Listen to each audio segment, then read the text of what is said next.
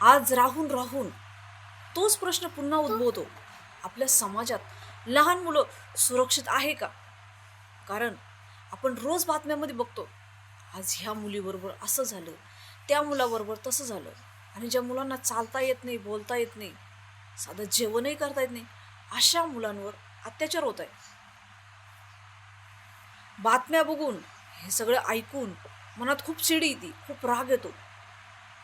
परंतु सगळं झाल्या गेल्यावर, होण्याच्या अगोदर आपण काय करतो? हा प्रश्न आजही आहे.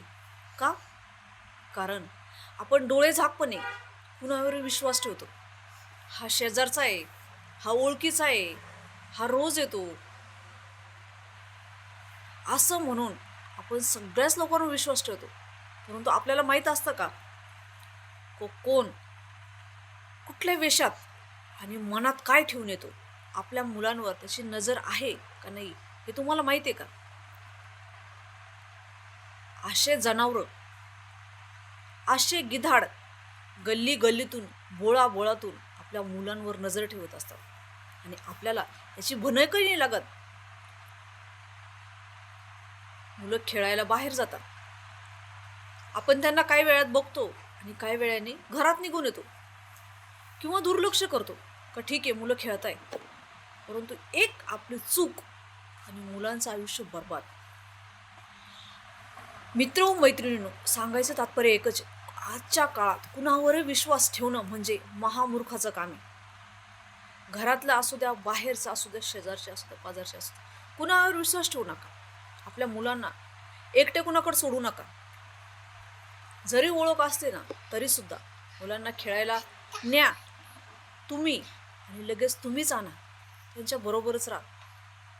कारण नजर हटायला आणि दुर्घटने घटायला वेळही लागत नाही. खूप वाईट वाटतं. लहान मुलं अत्याचार करतात, त्यांना मारून टाकतात.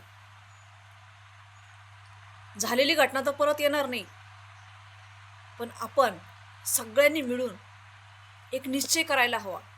कुणाचंही मुलं असू द्या, त्याची जबाबदारी आपली समजून पार पाडूया. सगळ्या मुलांना आपण आपल्या नजरेसमोर ठेवूया. सगळ्या लहान मुलांची सुरक्षा करूया.